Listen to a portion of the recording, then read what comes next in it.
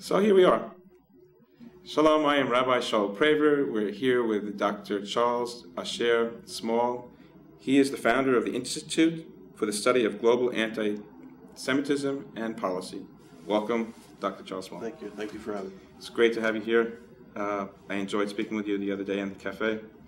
And please tell us about this important institution that you're about to found. The name of the institute is called the Institute for the Study of Global Anti-Semitism and Policy, or ISGAP. And we are ISGAP, okay. And we're trying to create an institute which is scholarly based. Mm-hmm. We're in the process of negotiating affiliation with several universities. The object is to create an institute of high scholarship, high-level scholarship at a university in the East Coast of the United States. Fabulous. Yeah. Now, there are other organizations out there doing that kind of a thing, I think, like the ADL, the Simon Wiesenthal Center. Why another one? I would argue that the work of the ADL and the Simon Wiesenthal Center and other organizations are very important, but in a sense they are monitoring and also they're seen as advocacy organizations within the Jewish community, which is very important. But what we're trying to do is to create an institute of scholarship, of analytical, objective research, and in a sense, we're trying to ask the questions of why anti-Semitism is occurring in the world again, or re-emerging, rather than what is happening. I get it. You're doing the why, and these other organizations are doing the what. Fair statement? Yeah. All right. So you won't be hunting Nazi criminals like this Simon Wiesenthal Center? You'll just be trying to understand them?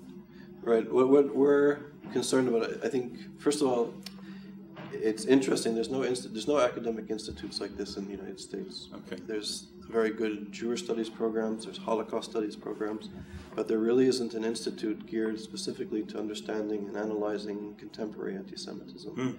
And certainly, as we know, in the last few years, the last decade or so, there's been a strong resurgence of anti-Semitism. Yes.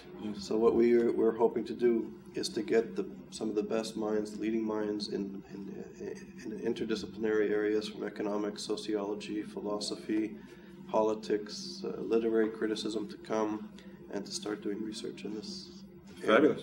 And now you're from Canada, Montreal. Right. Tell us a little bit about your academic background. I was born in Montreal and I studied political theory at McGill University in Montreal. And then I went on to study economic development at University College London. And then I did my PhD at Oxford University in social theory and philosophy. I then returned to Montreal where I did a postdoc at the Université de Montréal, which dealt with ethnic relations in Quebec society. I was working on a project there with the African, Canadian, and Jewish community and looking at youth unemployment and the place of minorities in Quebec in relation to the nationalist movement.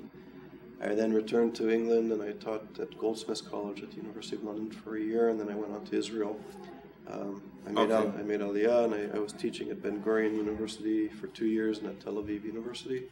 And also I taught an annual course at Hebrew University.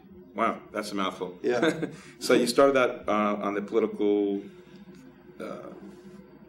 theory, political science bent, and then you went into the economic development after that. And then from there you got really into your main thing in your PhD, which is the identity, the idea of the other. Tell us a little bit about that, because I think that's where you got on board with this. Right. Well, in a sense, I think growing up in Montreal, which is a very multicultural and cosmopolitan city, but it's also the center of old French and British tensions, and I think those are played out to some extent.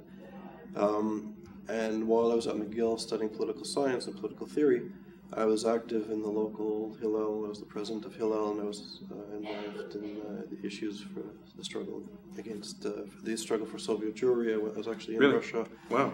What year were you in Russia? In 1984. On what auspices did you go?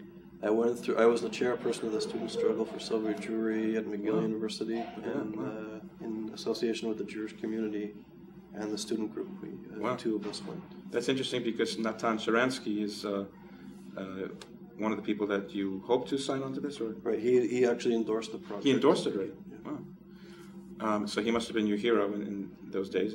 Yeah, and actually in 1984 I met his mother and brother at a small apartment in Moscow. They came to meet us in a clandestine meeting late at night, yeah. Wow, that sounds really special. Yeah. He's a very smart man. I think one of the smarter people around. His book, A Case for Democracy, I think is well regarded in the White House as far as his idea. All right, so you founded this institution for the study of global anti-Semitism and policy.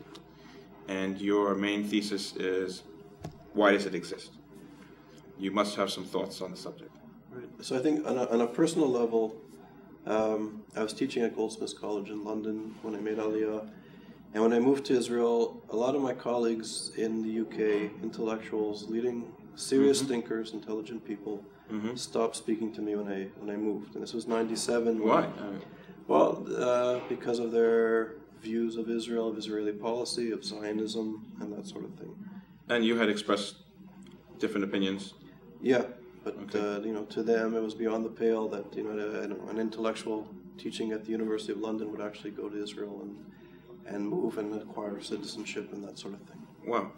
And this, at the same time, this was a golden age of the peace movement, 97, 98. There was a lot of hope.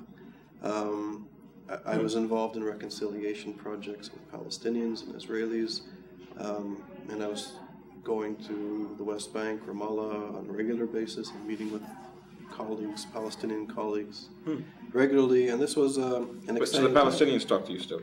Yes. At that Just point, the Europeans wouldn't. Right, some of the Europeans. Okay. But then with the outbreak of the Intifada, I'd say about 6 months before the end of the peace process and the failure of the Camp David talks, that it was becoming clear to me that on the one hand you have the Islamicists in the West Bank that were actually gaining strength, and you felt it because we used to go Thursday nights to Ramallah. There was a group of Israelis and Palestinians and NGO types that used to meet, and we used to go listen to jazz, and the jazz was being performed by an Israeli-Palestinian music group, and it was a very nice time. But then apparently some Hamas people told the owners who were Christian of this pub, nightclub pub, that they should stop entertaining these people, otherwise they'd get into trouble. So this was about 8 months before the failure. So you started to feel the Islamicists asserting their power locally. So it's not necessarily the people, it's the pub owner that doesn't want to get his pub blown up. So and he follows, he's intimidated, he's scared. Sure, and we were also scared. We took their warning seriously. I didn't go back. And then on the other hand, among the secular intellectuals, I think the discourse that Israel was an apartheid state, that Zionism was racism and exclusionary, that whole discourse started to gain strength. And regardless of how, I guess, open and liberal you were, or open to reconciliation you were, that somehow that inherent in Jewish expression of self-determination, that there was something that Palestinian intellectuals and activists couldn't stop. So that I was concerned about, because in my studies I know if you look at multiculturalism and the whole philosophical understanding of any ethical framework, once you don't recognize the other as legitimate, you start to run into serious problems. Yeah, you could start to demonize the other party. Definitely. Now, was there ever a disconnect between you and your Palestinian colleagues?